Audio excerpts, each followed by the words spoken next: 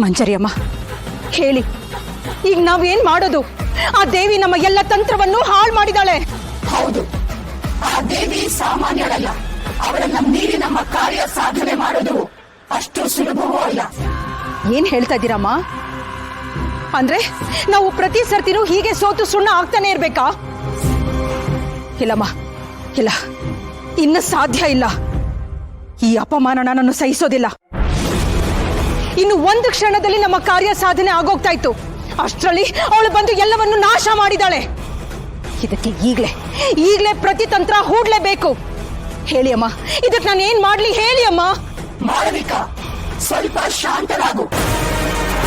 ನಿನ್ನ ಈ ಅವಸರ ಮತ್ತು ಕೋಪವೇ ನಮ್ಮ ಎಲ್ಲಾ ಕೆಲಸಗಳನ್ನು ಕೆಡಿಸುತ್ತಿರುವುದು. ಈಗ ನಾವು ಕೇವಲ ಕೋಪದಿಂದ ನಿರ್ಧಾರ ತಗೊಳ್ಳುವ ಸಮಯ ಅಲ್ಲ.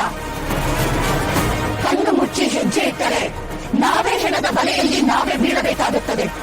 ನಮಗೀಗ ನಮ್ಮ ಹಳೆಯ ಯೋಜನೆಯನ್ನು ಸಂಪೂರ್ಣವಾಗಿ ಬದಲಾಯಿಸುವ ಸಮಯ ಬಂದಿದೆ. ಯೋಜನೆಯ ಬದಲಾವಣೆ ಅಂದ್ರೆ ಅಮ್ಮ, ನೀವು ಹೇಳ್ತಾ ಇರೋದು ಹಿತ ಆತ್ಮವನ್ನ ಬಂಧಿಸೋ ಕೆಲಸನ ನಾವೀಗ ಕೈ ಬಿಡ್ಬೇಕಾ? ಅಲ್ಲಮ್ಮ, ಹಿತ ಆತ್ಮವನ್ನ ಬಂಧಿಸೋದಕ್ಕಿಂತ ದೊಡ್ಡ ಕೆಲಸ ನಮ್ಗೆ ಇನ್ನೇನಿದೆ? ಅಲ್ಲೇ ನೀನು ಎಡುತ್ತಿರುವುದು ಮಾಳವಿಕಾ. ಹಿತಾಳ ಮೇಲೆ ದಾಳಿ ಮಾಡುವುದು ನಮಗೆ ಕಷ್ಟದ ಕೆಲಸವೇನೂ ಅಲ್ಲ. ಆದರೆ ತಕ್ಷಣಕ್ಕೆ ಅವಳ ತಂಟೆಗೆ ಹೋದರೆ ಇಡೀ ಕುಟುಂಬ, ವಿಶೇಷವಾಗಿ ದುರ್ಗಾ, ನಮ್ಮ ಮೇಲೆ ಅನುಮಾನ ಪಡುತ್ತಾಳೆ. ಹಿತಾಳ ಮೇಲೆ ಮತ್ತೆ ದಾಳಿ ಮಾಡುವ ಮುನ್ನ ನಾವು ಅದಕ್ಕಿಂತಲೂ ಮುಖ್ಯವಾದ ಈ ಇಡೀ ಕುಟುಂಬದ ಬೆನ್ನೆಲುಬನ್ನೇ ಮುರಿಯುವಂತಹ ಮತ್ತೊಂದನ್ನು ನಮ್ಮ ವಶಪಡಿಸಿಕೊಳ್ಳಬೇಕಾಗಿದೆ.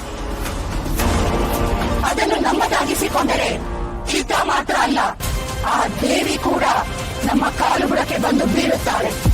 ಅಂಥದ್ದೇನಮ್ಮ? ಶ್ರೀಚಕ್ರ. ಶ್ರೀಚಕ್ರ ವಿದ್ಯುತ್ಕಾಂತಿ ಸಮಪ್ರಭಂ ಕುಮಾರ ಶಕ್ತಿ ಹಸ್ತಂ ತಂ ಮಂಗಳಂ ಪ್ರಣಮಾಮ್ಯಹಂ ಸರ್ವಮಗರಿ ಸದಾ. ಶ್ರೀಚಕ್ರನ? ಹೌದು ಮಾಳವಿಕಾ, ಶ್ರೀಚಕ್ರ. ಆ ದೇವಿಯ ಅಸ್ತಿತ್ವವನ್ನು ಅಲ್ಲಾಡಿಸೋದಕ್ಕೆ ಆ ಶ್ರೀಚಕ್ರವೇ ನಮಗೆ ಬೇಕು. ಅದು ದುರ್ಗಾಪುರದಲ್ಲಿದೆ. ಅದು ಆ ದೇವಿಯ ಬಳಿ ಇರುವವರೆಗೂ ನಾವೇನೇ ಮಾಡಿದರೂ ಅವಳ ಸಾಮರ್ಥ್ಯ ಕುಗ್ಗುವುದಿಲ್ಲ. ಒಮ್ಮೆ ಆ ಶ್ರೀಚಕ್ರವನ್ನು ನಾವು ವಶಪಡಿಸಿಕೊಂಡರೆ ಆ ದೇವಿಯ ಶಕ್ತಿ ಸಂಪೂರ್ಣವಾಗಿ ಕ್ಷೀಣ ಆಗುತ್ತೆ.